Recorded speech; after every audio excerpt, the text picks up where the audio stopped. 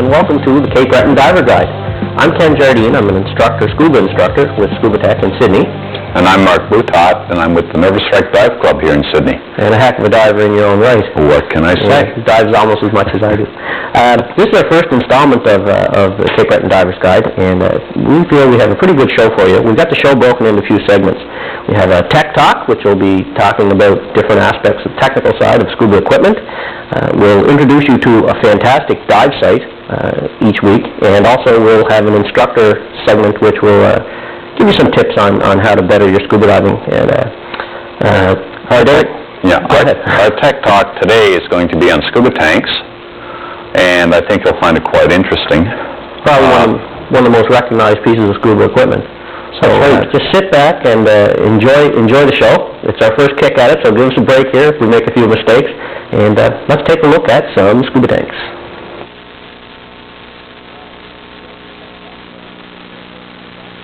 Hi, welcome to Tech Talk. This is our first Tech Talk, if everything gets aired in sequence. We're doing it here at my workshop in the back of Scuba Tech. There'll be people probably coming in and out every day. It's a pretty busy place, and you never know what's going to happen here, so you just have to go with us. Hey, Mark, how you doing? Ken, how you doing? Not bad, bud. Keeping busy? Yeah, keeping busy. I was figuring today we'd let some people in on some of those commonly asked questions. One of the things, the most recognized thing of scuba is Mr. Scuba Tank. Alright? So, if you can give me a hand here, Mark, maybe we can show the folks, and if you get in here, no problem at all. No problem at all. First thing is, the obvious thing about a tank, the purpose of it is for you to bring air underwater. It's not oxygen, they're not filled with pure oxygen, they're filled with air, which is, you remember from your master diver course, percentages? I believe it's 80% nitrogen, 20% oxygen, approximately. 20% oxygen, right, exactly. There's a couple other trace things in there, but for divers' purposes. But we need that, obviously, to breathe. That's where scuba comes from, underwater breathing apparatus. You have a lot of different sizes and types. In the old days, actually beyond even when I started myself, there was a lot of old steel tanks. They had a pretty small pressure. They only operated at about 2,000 psi, pounds per square inch. Modern tanks, however, this is what we're talking here. Oh, you lift that? My arm's a little bit sore. Sure, a little skiing on the weekend. Wasn't the diving that got me, it was the skiing. That was a good white boat. It was a good white boat, it was. This is your basic, most common scuba tank you're going to see around. It's made out of aluminum, and it has lots of neat coverings and stuff like that. Operates at 3,000 psi. And it comes in all variety of colors. Every color under the rainbow. Some of the different features you can get on a scuba tank is the tank valve itself. There are a couple different types of valves, which we're going to be talking about in other Tech Talk segments. And another feature with scuba tanks is, as Mark said, the color. And a lot of people go with this mesh stuff that's on here. Plastic stuff here. You can see it's just a plastic sheet that goes over the tank and a rubber boot. Why bother? Mark, remember when you got your first tank? And you were going to get the tank, and I said, we'll get this. And we went, well, how much is that? The rubber boot and everything else? That's right. Good idea to get them. Because it does protect the tank. You can see this tank right here, which doesn't have a mesh on it, and you can see this tank here. It has a big difference. These tanks are both the same age. They have roughly the same amount of dives done on them. Look at the physical condition of this tank. The sides are all getting all worn away. All right. The bottom of the tank has a lot of chips and knocks and marks in it. So this tank is like the day it was bought. All right. The bottom here, you can see a couple little paint chips here, but any of the major gouges, the boot takes the damage. All right. They're only made out of aluminum. Aluminum is not what we call a really hard metal, and they are holding quite a bit of pressure. As I said, 3,000 pounds per square inch inside of that tank. 3,000 pounds per square inch is right around 100 times more than what your average 18-wheeler has in the tires. Somebody that owns an 18-wheeler is going to probably be thinking, no, it's not. It's only 98% more. It's quite a bit more. Anyway, so it's quite a bit of pressure. You really want to protect these things. They're a bit of a money investment, and let's face it, the stuff that's in this is going in your lungs. The pressure in this tank here, and you also see some other smaller tanks. Is the pressure the same inside of those smaller aluminum tanks also? Yeah, the tank size, it goes in cubic feet. We call this an aluminum 80. It has 80 cubic feet. In other words, if I had a box that was 80 cubic feet, roughly a phone booth, Okay. Superman runs in, he's changing his dry suit and all that good stuff. We could fill up a phone booth and pressurize it to 14.7 pounds, which is Earth's atmosphere, with one of these tanks. All right?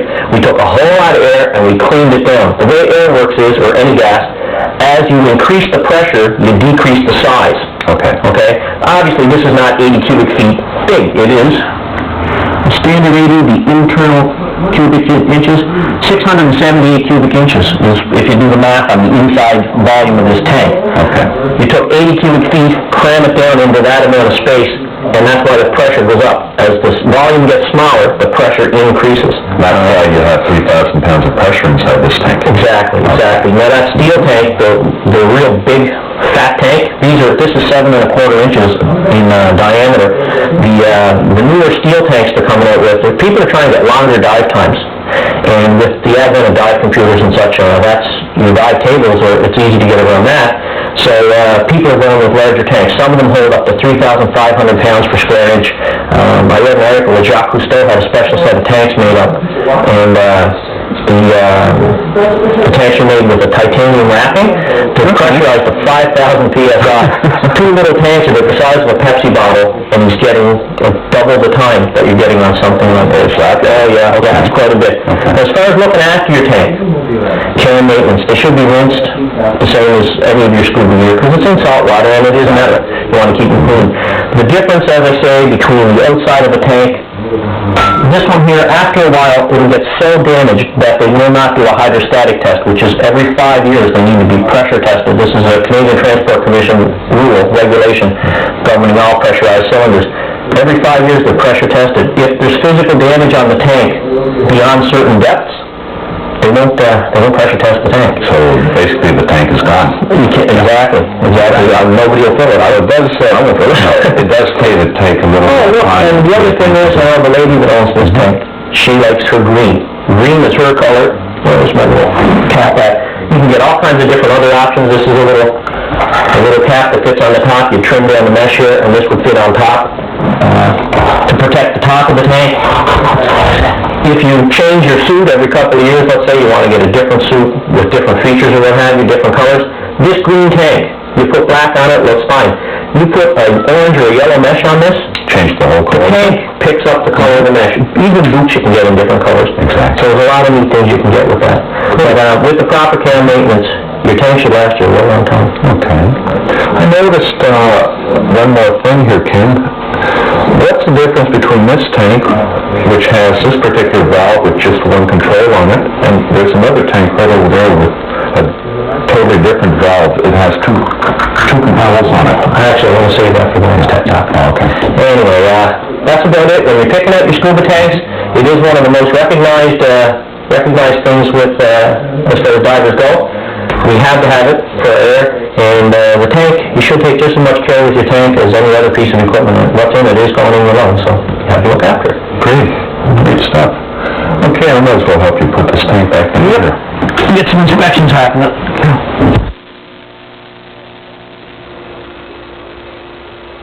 Well, we're back. There you go. That was a good discussion on tanks, Ken. Well, and I think it covered a lot of material that a lot of people probably ask questions about. Just to let people know that the Tech Talk segment of the show and also the instructor tips is not to be considered a replacement for an actual scuba course. Believe me, there are many, many things, as Mark can tell you from all the courses you've taken, Mark? Yeah, that's right. There's a lot more involved than what was on that little Tech Talk. The training takes you from basic level up. And I have the world's smallest scuba tank here. I just thought I'd have it. Another use for a scuba tank is you can blow dry your hair with it, but anyway. Well, I can blow dry my hair. Those of us with hair, Anyways, what we'd like to talk to you about now are dive locations around Cape Breton. Not to cut you off there, Ken, but we are on a time schedule here. Okay. And the location that we want to take you today, to me, is one of the nicest locations around Cape Breton. Well, it's one of my personal spots. I'll tell you, like, you did diving, Cozumel, Mexico, right? Yes. I've been in Bermuda and the Virgin Islands and Puerto Rico, a few other spots like that. This particular dive site, as far as I'm concerned anyway, is a world-class dive site. It's every bit as pretty, every bit as scenic as anything you'll get anywhere in the world, and you can do it from shore, which means you don't have to hire a dive master, you don't have to hire a boat. or anything like that. It's called Green Cove, and it's about a half hour from Ingonish. It's halfway between Ingonish and Neils Harbor, going around the Cabot Trail. You can't miss this dive site. Once you go through Ingonish, there's about a 10-mile section where the road just hugs the ocean, and Parks Canada has a look-off site there that has a place to park cars, and it has picnic tables and what have you there. It's just a glorious dive site. So we're going to go now and show you some of the underwater stuff, and as we're showing it, Mark and I are going to be commenting on the site. We've built it many, many times. I even had students there. And I hope you enjoy it as much as we enjoyed filming it. It's just fantastic. Hold on to your seats. Well, we're at Green Cove, all set to go. But already I've had to open up my Save a Dive kit. It's not uncommon when you get out on a dive site to have a little piece of equipment need some adjustment. Some of the different things that we like to bring with us are some various O-rings and such for making repairs. Just very quick on the beach, not really a repair, just replacing an O-ring is not that big a deal. Little tools, this is sort of like the MacGyver knife of scuba diving things. We'll Save a Dive kit. Scuba tool. I also carry a Save a Dive first aid equipment with my Save a Dive kit. Chemical lights in case you're going to do a night dive or something. A little bit of wetsuit glue. Not all hard up. But you should only carry as much equipment with you as you're capable of using. There's no sense having all kinds of tools and everything else because you can't do effective repairs properly on a beach anyway because you don't have the gauges. You probably don't have the training either to actually work on scuba gear. It's quite sensitive when you use life support equipment. It shouldn't be worked on by anyone other than a dive technician. But we've already saved one dive today with the Save a Dive kit, so obviously it's a good thing to have. Spare mask straps, fin straps, that sort of thing. Well, anyway, we're going to get in the water here at Green Cove. Okay, you're just entering the water here, will you? Yeah, you can see there I had the housing. I took your advice and I spit on the housing. We'll talk about that later, so the glass wouldn't fog up. This is a wolffish here. You've seen this before, right? Yes, we have. As a matter of fact, we had some nice footage of one down in Halifax last year. I learned to dive in Halifax Harbor when I was in the military, actually. And the place we had on the Jack Stay there, every day we did our training. On the deep end, the far northeast corner, I think, there was a wolffish sat there. This one's cooperating with you. Look at this. I've never seen a wolffish do this, Mark. I've never seen one swimming, ever. This just blew me away. You can see the camera work is a little shaky here, folks. Anyone that has a home camera will be able to understand. Go out in your yard, stand on 1 foot when it's really windy, and try and keep a steady shot on something. That's sort of like what it's like scuba diving. If that 1 foot is on top of a can of tomato juice. So that's excellent footage, Kent. Really nice footage. What's the hazards with these wolffish? They're as hazardous as a broken piece of glass, actually. If you step on it, it's going to cut you. They're very docile. That's Krista there, I believe. Is that Krista's pink tank? I believe it is, yeah. They're very, very docile. As you can see, we're only looking at it, which is what we suggest people do with anything. We're only looking at it, but it's so shallow there that it was really jostling. Yeah, you're only diving in about 15 feet of water right here at the moment. What is in there, Mark? This thing, we just got our faces in the water, and Kristen Shane's there yelling, you were right off the shore. Yeah, and Pam out. What a nice couple horse. Oh, just spectacular. For scenery, underwater scenery, these rock formations and that, this is a fantastic spot. It is world class. There's Pam sneaking in the picture. Oh, there's a little scalping going. No, I didn't even notice that thing myself until it moved. A lot of things when you're diving, people look at the overall picture of it. They're looking at the big stuff. But a lot of the sea critters, the only defense they have is the invisible. Yeah, camouflage. And my goodness, I try to camouflage myself anytime I want to be unsuspecting. We're not talking about anything embarrassment. Compared to wetsuit to camouflage it. But here, we're getting a little deeper now. The camera is already of the water. Yeah, the camera's going to settle down here a bit now. As any divers watching this are Shane and Chris are diving. Shane and big yellow hood there going. And any divers watching this will know that this is spectacular visibility. The upper right corner of the screen is kind of bright there. That's the sunshine coming down through the 40 feet of water. No, that is excellent. You're going along a rock wall here. Yeah, when you're standing on the beach, looking at the ocean, there's a big rock to the right of the point. Okay. We're just around that now. You know what those are, Marty? Those Lobsterus maximus. There's the trap right there. Yeah, this Green Cove, because of the formations, is very, very popular with the lobster. I just want to mention something here about lobster traps. Divers do not play with the lobster traps. They do not take lobsters. We like to swim along them and see what's in them, and so forth, but that's as far as we go. No, we don't, and when you take your training, there's a conservation part, and anytime you're on an actual chartered dive, any dive master worth his salt is going to have a conservation segment. And, people earn their living with this. And a lot of my friends and a lot of my customers in that at the shop are divers, and they're also fishermen. And they're earning their living with this, so... most definitely. We don't want any animosity with the fishermen in the area. We don't want people coming in and ruining all the good diving we do have. That's right. And look at this is fantastic, isn't it? You get some nice spots around south with pink, coral, and yellow and stuff, but you don't get kelp forests like this. You just don't get it. No, this is why we were saying earlier, this is world-class scuba diving in through here, too. Well, we should. We should. I'm glad we have this on tape, because I think for about 10 seconds there, Krista was filming without bending her knees, which is really unique footage. She could have killed me. I'm a dead man. But you'll see in the finning section that our instructor talk, the next segment is finning. And if you fin properly, you see how effortless it looks? That's because it is.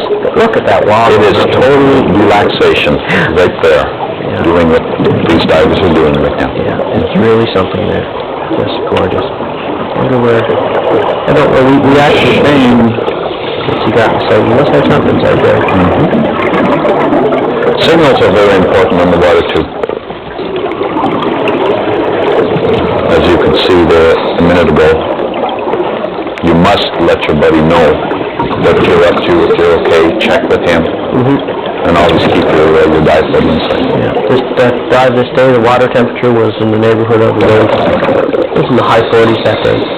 And which with a wetsuit on, that is more than warm. What month was this? May, I believe. Yeah. So that's something too with the shows here. Some of them were shot in the winter, some in the summer, and that. So we sort of bounced around a little bit. But 40 degrees is not bad for diving wet. No, I think it was the mid-40s actually. Exactly. Right now we're shooting this. It's early July that we're sitting in the studio here. Went out diving the other day, Mark, at Green Cove. On Sunday, I had students out there, and we had 54 degrees. Is that right? Everybody just temperatures coming up. Spectacular. That day, I'd say we had about 60 feet of visibility. You could see clearly for about 60 feet. And the other day, we were out over 100 feet of visibility. It's getting there good. And Paulette lost her weight belt, getting back into the boat with Shane Breon and Shane Grant went down there, and they could see it from the surface. Yeah, look at the scalp forest. Look at the colors. This is fantastic. That's why it's one of the favorite dive sites in Quebec. It's a little bit of a drive from Sydney, but... And it's not a deep dive. I think you may max 45, 50 feet. High tide, you can get into 55, you swim way out. Look at the flatfish, friends. See lots of, you see those out of Christie's Beach, eh? If you're doing a dive at the front of the lots, you stir it up at all, there'll be tons of those around. This year, Mark, I was trying to get a picture of the sea urchins. You can see they have the tips chewed right off of this kelp here. The urchins are moving in there, and there you can see where the urchins have been just pigging out, as it were. But, they do a number of those scalp forests. Yeah, they sure do. Okay, there we go. 46 degrees, 46 degrees, and then down for 20 minutes. 43 feet. 43 feet. Yeah, that shows on the computer. It still has 23 minutes of airtime left. Yeah, 1600 PSI. Yeah, what's this old big scalp in here, is it? Yeah, it is. I love Green Cove. Well, a couple guys gone out there today, actually. Two guys were in the shop this morning, Jonathan and Stephen. This scalping, this was Spider-Man scalping. Right now, I'm halfway up with a 20-foot rock face, and this thing is just sticking to the side of it. Oh, so that's right? Yeah, that's not the bottom. That's the side of the rock. You can see I can stand up here a bit. I don't know how much of it Lord's let us keep if he cut it away. And you can see the sea urchins all over the rocks there, those little dots you're seeing. Yeah. On the rocks. Look at that. Oh, beautiful So if you're at Green Cove walking out onto the rock, you would be looking right down at us now. I know exactly where you're at. Yeah. Beautiful. I had my students out there last weekend, and 11 people on the course, 8 ladies. So, and they just loved it. Well, I guess we're coming back to the studio. Well, welcome back. Not polite to point, guys. Everybody should point at us in the studio. I hope you enjoyed that little sequence. Like we were saying, it is one of the nicest dive spots around. As far as I'm concerned, it's one of the nicest. Definitely, definitely. A couple things to consider when you're there. As you can see at the very beginning there, the Save a Dive kit, we didn't actually show it, but just after we shot that segment, Krista was putting her gear on, broke her mast strap. Open up the Save a Dive kit, get the mast strap there. That's going to happen. Oh, that happens all the time, all the time. And you don't want to be an hour and a half away from the closest dive shop and run out of some of this equipment. Had the students out on the weekend. Guess how many people I had with jury-rig mast straps? Out of 11. 3 of them, new record. Yeah, had to take, well, if you're smart though, you can use like a rubber band. I used some twine, and it was one side broke on them, because people pulling too hard, they're new, they don't know quite how to use the gear, what have you. They're excited, it was the first day of scuba in the ocean and all, and I had 3 of them that I had actually taken some string and tied off to one side. They didn't even know it was like that. There's always a way around it. Always a way around it. But that wolffish was something, wasn't it? Yeah, that's nice. But swimming, I couldn't believe it. Like, they don't swim. They just don't swim around. They sit on the bottom and sort of look at you, but that was really, really neat. Okay, and that is only one of the different spots that we're going to be looking at. And, again, we are on the time schedule, so I suppose we should move on to the next segment of the show here, and that is the instructor corner. And what are we talking about on instructor corner today? Instructor corner, instructor tips, whatever. We're in the pool at the YMCA. We're going to show you a few things. This one's on proper thinning technique. And if you're a snorkeler out there, pay attention to this, because the first part of a scuba course, the first 2 pool sessions, deal with snorkeling skills. As you know, Mark, if you can't snorkel properly, you're going to have an awful hard time scuba diving. That's right, and the most important part of snorkeling is finning. Yeah. And we're going to show you the proper way of finning. Are you still on?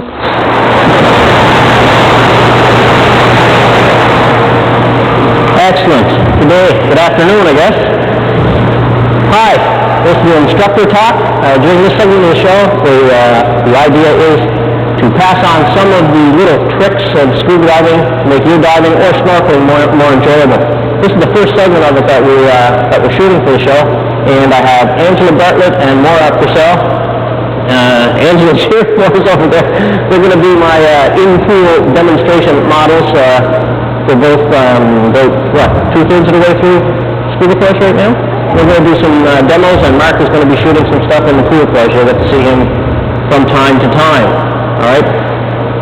One of the most important things about scuba diving is you have to be a good snorkeler.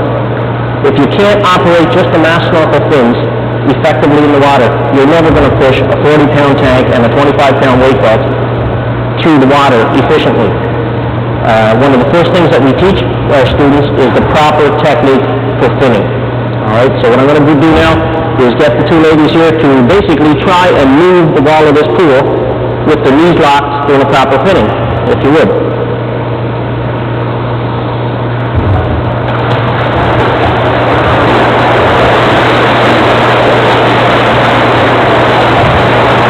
As you can see, both their knees are locked. They're not using their arms at all. It's a very efficient way when you're, okay ladies, that's good, thanks. Good. As I said, both their knees, they have their knees locked. When you get people in the water, can we get this okay? What? When you get people in the water finning, a very common mistake is that they're finning like this, bending their knees. They're using their calf muscles instead of using their thigh muscles. All right? Schwarzenegger pose. If you're bending at the knee, it doesn't work at all. You have to let your thighs do all the work, and you do a real big flutter kick from the hip. Because what they were doing there was just perfect. Absolutely excellent. If you fin properly this way, remember the first 2 times in the pool, everybody was getting cramps in their legs and stuff? Why were you getting all that stuff?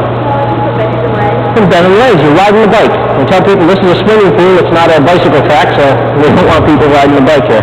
So what I'm going to ask you to do now is just do a little lap around the deep end of the pool and come on back here. All right? Stay side by side. Always with your buddy. When you're in the water, you're always on a buddy team.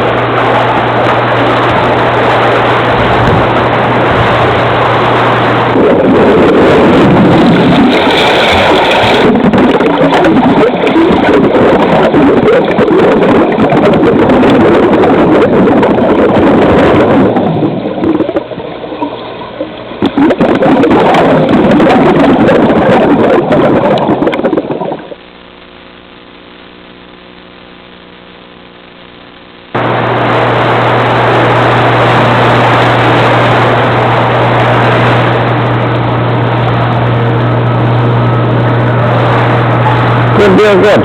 Excellent. So there's some things to remember when you're doing your pinning. Stay beside your buddy as you're going along. Keep your knees locked. Do all your thrusting from the thigh, and you won't get all those nasty old leg cramps, and you'll be going a lot faster and covering the area that you want to with less effort. Right. Well, that yellow blob you saw in the center of the pool there, that was Mark. That was me. Blowing bubbles. Doing the underwater cameraman stuff. And, as you can see, being a good diver, it's tricks, we call them, technique. And basic skills, developing the skills, and getting good at those skills. And once you develop the skills, you become very, very comfortable in the water. Well, like we always say, the best exercise for diving is go diving. You know, the more you dive, the better you get at it. One of the young ladies in that picture is Angela Bartlett. She got certified about a month ago. She's got 14 dives already. Good stuff. Diving her. She's trying to break our record. Well, she probably will. There's a few divers around in the Century Club. They get 100 dives plus a year in. You'll be in there. Yeah. And it's a great time. We're going to have to wrap things up here, I guess. I really enjoyed doing the show. It's a lot of fun. And the next Cape Breton Diver Guide, the next Cape Breton Diver Guide is going to feature a dive that was very, very interesting. We shot it, Mark, down in the same area as Green Cove. Just a little further north. Little further north, I suppose so, yeah. You shot this at Neil's Harbor? No, base of the Celtic Lodge. Oh, okay. So, okay, a little bit south. Yeah, it's a fish trap. Some friends of mine, the Brions, are fishermen down in, they live in White Point, and they have a fish trap set right looking at the Celtic Lodge. It's a beautiful sight. This fish trap is huge. Without getting into the whole thing, we actually went inside this giant-sized net used for catching mackerel. And you weren't with me. I think you were in Mexico when we shot this. I believe I was, yeah. Either that or I was off with an ear infection. Well, you can't dive with an ear infection. That's right. But you're really going to enjoy it. It's a boat dive that we did. It's very, very interesting, and we hope you'll be able to join us for it when we air our next segment of Cape Breton Diver Guide. That's right. And for Ken Jardine and myself, Mark Boutot, thank you for joining us, and we'll see you next week.